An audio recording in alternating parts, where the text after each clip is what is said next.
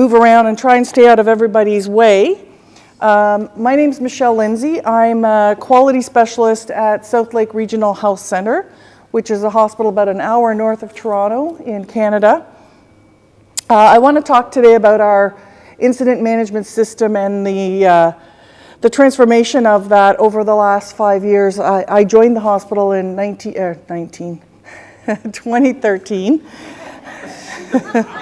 I joined the Taproot organization in 1998 and was a contract instructor for them for 20 years. And then I moved over to South Lake, one of our clients.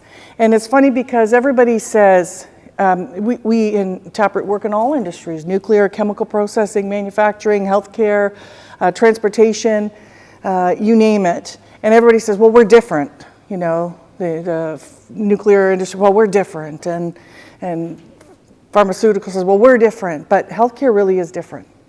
And I know Ron's the only non-healthcare person in here, but he's got 2 daughters in healthcare. And probably we've all had experiences in within the system.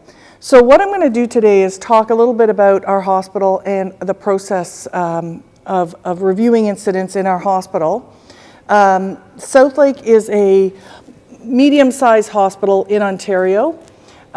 We have 381 beds that are funded by our province, by the Ministry of Health and Long-Term Care in the province.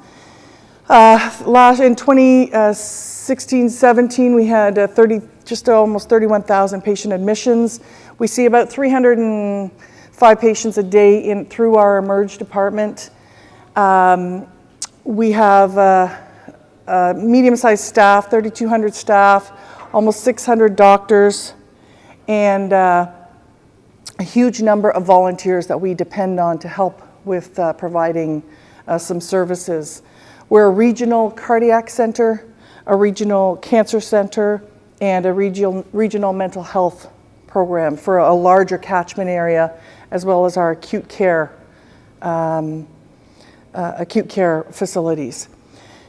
We did this presentation at a big provincial conference in November, and I herded together our Executive Vice President and Chief Operating Officer, the Manager of Quality and Risk, a clinical manager of a cardiac program who we did a root cause analysis with his team for a significant incident.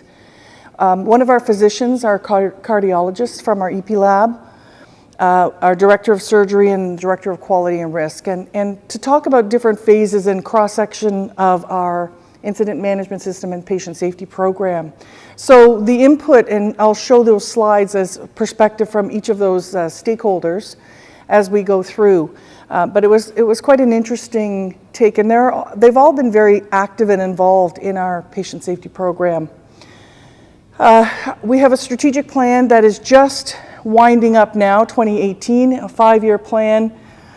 And in our strategic plan in 2013, when it was being developed, we had included and tried to incorporate high reliability as a focus in our plan. Our former president and CEO was a NASA astronaut and medical director, so he had a very good grasp on the high reliability concepts.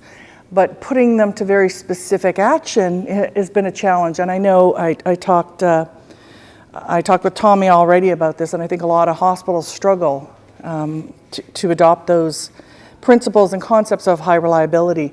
We've gone through rapid growth in the last 10 years. Our hospital has been at capacity, in fact, about 125 to 130% capacity for the last 2 years. One of our challenges is that we have a lot of alternate level of care patients that get stuck in the hospital. We can't safely discharge them if they don't have a place to go. And so they take up a lot of beds. And we had, up until December, 60 ALC patients taking up of our 380 beds, which means our eMERGE department has nowhere for patients to go if they're admitted. It's created tremendous flow problems. We have since opened, the province has opened a facility that has taken 30 of our ALC patients, but still has not resolved the problem. With our strategic plan, we focused on growth. on cultural transformation, and on quality being part of everybody's business.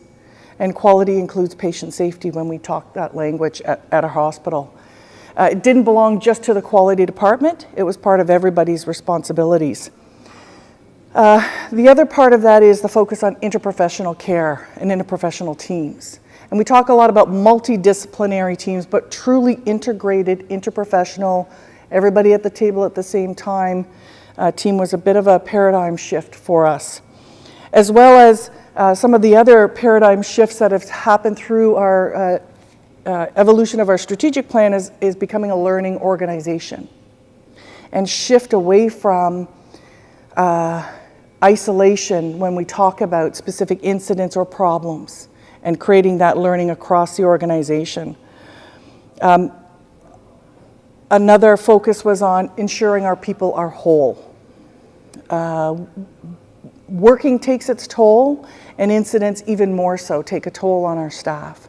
So we want to make sure we provide care for our people to make sure they remain whole and can provide the best care for our patients. We've embraced a new patient safety incident management system that we developed, and there's been some transformation in our legislation that governs critical incidents. It's called QCIPA, the Quality of Care Information Protection Act, that affords some confidentiality for critical incident reviews. So that has changed and provided some unique challenges, and it also involves incorporating the patient input into the quality review process, as well as informing them of, as of the latest revision, causes and recommendations. It's an important part of our improved patient safety focus. And certainly a focus on transparency through the organization with our incident reviews, all the way up to our governance level with the board of directors. They are very familiar with our incidents, our critical incidents, which are very few and far between, but our critical near misses that have a high potential for harm. Our board is informed and are also informed of how we track our actions from those. As far as our culture and incorporating a culture where quality is everybody's business, leadership is not only for those people in leadership positions, but makes its way all the way through organizations. So we find great champions of quality and patient safety throughout the organization. And we've had great alignment between our strategic plan and our mission, vision, and values. We've expanded one of our patient safety values, our hospital values are put patients first, push the envelope, honor your commitments, give a damn. And we've added a fifth value of speak up to help encourage that voicing of concerns and issues, as well as positive feedback throughout our organization. We're just making some headway on it. It's a long, tough road. But the shift has been palpable. And so when we talk about doing a review through our quality of care process, it's a lot different response now than when I first arrived at Southlake. So I'm going to talk a little bit about our journey through the quality of care, and that's what we call our critical incident review process. You might call it a sentinel event review. Ours is called a quality of care process. And so we have legislation that I mentioned earlier, the QCIPA legislation, that requires for a critical incident, that's harm that's caused not by the patient's underlying condition, but by something we have done, to be, first of all, notified of our president and board of those incidents. And then we can do reviews under the umbrella of QCIPA, which provides some protection for discussions and opinions and conclusions within that investigation. It excludes facts. So the facts are the facts, they're discoverable, they're in the patient chart, those things are excluded. There was some confusion about the protection regarded given under QCIPA, and we had some physicians that were really reluctant to speak about incidents and always wanted to go under QCIPA umbrella. The limitation for us was that we could not share the recommendation with patients and families. And so that became a real barrier to us feeling like we're closing the loop and serving families and patients well. So we infrequently used the QSIPA umbrella. In fact, with education to our physicians and staff, we found that people were much more at ease with the process, our improved and well-defined process of our quality of care reviews. So that umbrella got put to the side. We expanded the role of our quality of care committee to not be just critical incidents, but any incidents that may have a high likelihood or high probability for harm, even though it may have been a no harm, mild harm outcome. So those were looked at under our QCC umbrella. What that provided us with was a pathway of accountability and some consistency with our investigations, and very much aligned with our vision, mission, and values, and the importance of transparency and becoming a learning organization and honoring our commitments and speaking up. So it really fit nicely with our values. And there were some exemptions for quality reviews that we were not using QSIPA for, but still afforded the same protection. If we treated it as if it were a quality review and noted things as confidential, so those discussions could still occur with some protection afforded. This has never been tested in Ontario. So there has been litigation, but we have not yet seen that documentation or those conclusions tested in a court of law.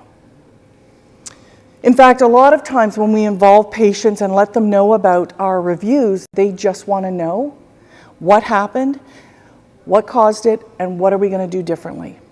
And that typically will satisfy our patients and families and our staff members. So it certainly led to a sharing and more open and transparent environment around those incident reviews, and it really improved the level of trust when people knew what we were doing, how we were doing it, and that there was going to be some change that came at the end.